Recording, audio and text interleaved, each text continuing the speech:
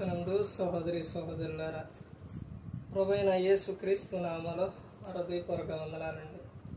ముందుగా ఇంత మంచి సమయాన్ని ఇచ్చిన తండ్రైన దేవునికి ప్రభువైన క్రీస్తు ద్వారా కృతజ్ఞతాస్తుతులు చెల్లిస్తున్నానండి.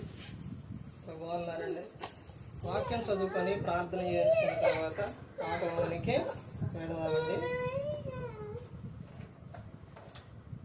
యోహాను గారు రాసిన సువార్త 7వ అధ్యాయం 1వ వచనం నుంచి.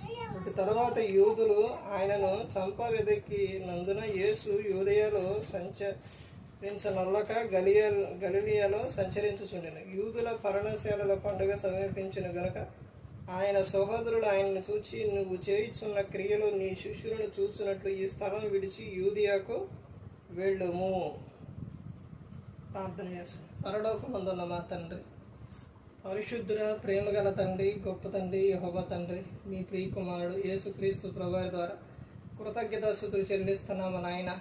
అయ్యా, ఈ కూడికంతట్లో మీరే నడిపించండి. వాక్యం బోధించుండగా ఈ లోక సంబంధమైన జ్ఞానంతో కాకుండా మీ జ్ఞానంతో మాట్లాడే భాగ్యం దయచేస్తారని మా ప్రభువైన యేసుక్రీస్తు నామమున వేడుకుంటున్నాం తండ్రి, ఆమేన్.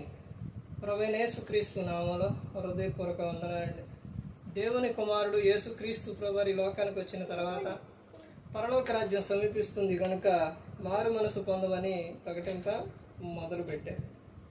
అంశం పాఠం పేరు, ఈ లోకంలో ఉన్న మనుషులు ఎలాంటి వారో తెలుసా? లోకంలో ఉన్న మనుషులు ఎలాంటి వారో తెలుసా? ఎలాంటి వారి లోకంలో ఉన్న మనుషులు ఎలాంటి వారు అని బైబిల్ గ్రంథం చెబుతుందనంటే, మనుషులు కొంతమంది మంచివాళ్ళు ఉన్నారు, కొంతమంది తమ ఇష్టానుసారంగా మాట్లాడేవారు కూడా ఉన్నారు. ఎలాంటి వారనంటే, స్వార్థప్రియులు ఉన్నారు, బింకమలాడేవారు ఉన్నారు. తర్వాత చాలా విషయాలు ఉన్నాయండి, చాలా విషయాలు ఉన్నాయి. మనుషులు ఎలాంటి వారనంటే, తమ హృదయం యొక్క ఆలోచన ప్రకారంగా నడిచేవారు ఉన్నారు, తమ ఇష్టానుసారంగా జీవించేవారు ఉన్నారు, తమ కోరిక చొప్పున నడిచేవారు ఉన్నారు. ఒకరు చెబితే మేము వినం అనే వారు కూడా ఉన్నారు. మనుషులు ఎలాంటి వారనంటే, వాక్యం చెబుతూ ఉంటే ఆ వాక్యంలో తప్పులు పట్టేవారు ఉంటారు. ఇంకా వాక్యం విషయానికి, ప్రార్థన సమయం, ప్రార్థన విషయానికి వచ్చేసరికి చెప్పే ప్రతి ఒక్క మాట కూడా ఆ మాట బైబిల్లో చదువుకుంటా వెళితేనే ఓకే. అలా కాకుండా ఒక మాట చదివించి దాని గురించి అర్థం చెబితే, ఆహా ఇది అలా ఉందా, ఇది నీకు తెలుసా అనే విమర్శలు. మనిషి ఏంటనంటే తప్పు పట్టేవారిగా చాలా మంది ఉంటారు. తర్వాత ప్రార్థనకి వెళ్ళేవారు ఎక్కువగా సమయాన్ని చూస్తారనమాట. సేవకుడు వాక్యం ఎంతసేపు చెబుతుండో ఆ సమయం మీదే ఇంకా ఎంతసేపు, ఇంక అవదా ఎంతసేపు చెబుతారా అనేవారు ఉంటారు. ప్రార్థనలోని కూడికైనా, మీటింగ్ అయినా, ఆరాధన అయినా కొంచెం సేపు ఎక్కువ తీసుకెళ్తే ఇంకా ఎంతసేపు చెబుతారు, ఎన్ని గంటలు చెబుతారు, ఎన్ని గంటల దాకా ఉండిద్ది.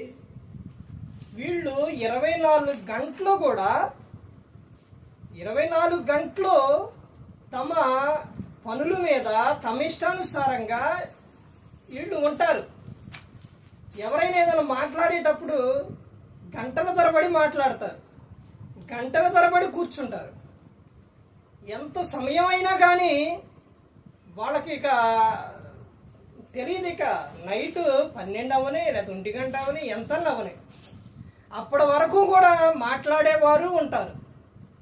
తర్వాత మూవీ చూసేవారు ఉంటారు, ఫోనుల్లో చూసేవారు ఉంటారు. ఇన్ని రకాల మనుషులు ఉంటారు, ఇన్ని రకాలుగా ఉంటారు. కానీ ప్రార్థన కాడికి వచ్చేసరికి ఎంత సమయం? అంటే ఏ టైం అవుతుంది? సమయం అయ్యేసరికి, ప్రార్థన అయ్యేసరికి ఈ టైం అవుతుంది, ప్రార్థన అయ్యేసరికి ఇంత టైం అయిపోతుంది. కానీ నీ పనులు మాత్రం, నువ్వు చేసే పని, నీవు చేసే క్రియలు అవన్నీ కూడా అవి నీకు ఎంత సమయాన్ని తీసుకెళ్ళినా ఓకే నీ పనులు. కానీ ప్రార్థన కాడికి వచ్చేసరికి ఏం చేస్తారు?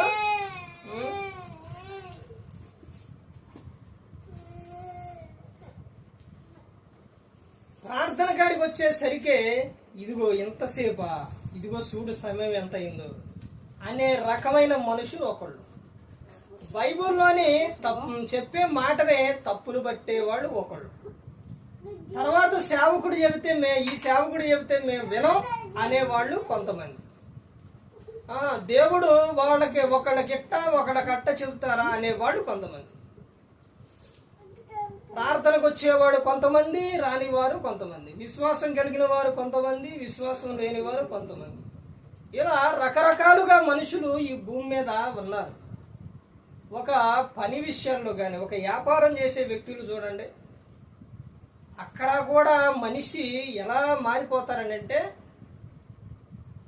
సరుకులు అమ్మేవారి మీద ఇదిగో అక్కడ ఆ రేటు, ఇక్కడ ఈ రేటు, లేకపోతే ఇది అట్టుంది, అది అట్టుంది. అసలు మనిషి, ఒక వ్యక్తి ఒక వృత్తి ఏదన్నా కలిగి ఉన్నారు అని అంటే ఆ వృత్తిలోని అన్ని తప్పులు పట్టాలనే చూస్తారు ఈ సమాజం. నువ్వు ఏదన్నా ఒక పని చేయి, ఏంటి పని ఏంటి ఎట్టుంది, ఏదన్నా ఒక వ్యాపారం చెయ్యి, అందులోని అక్కడెట్ట ఇక్కడట్ట అనే తప్పులు పట్టేవారు ఉంటారు.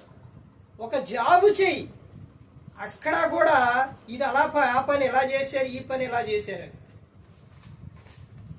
అసలు ప్రతి ఒక్క విషయంలో కూడా మనిషి, ఒక వ్యక్తి చేసే ఏదైతే ఉందో ఆ పని విషయంలో ఏదైతే ఒక వృత్తి కలిగి ఒక వ్యక్తి చేస్తున్నాడో అందులోని ఎక్కువగా తప్పులు పట్టాలనే చూస్తారు ఈ సమాజం మనుషులు.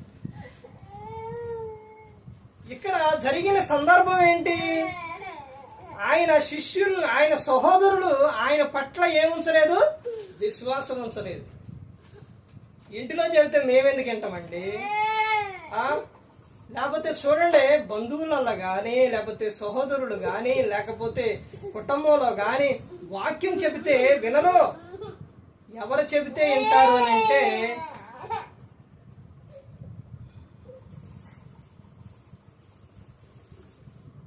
బయట నుంచి ఎవరైనా వచ్చి చెబితేనే వింటారు.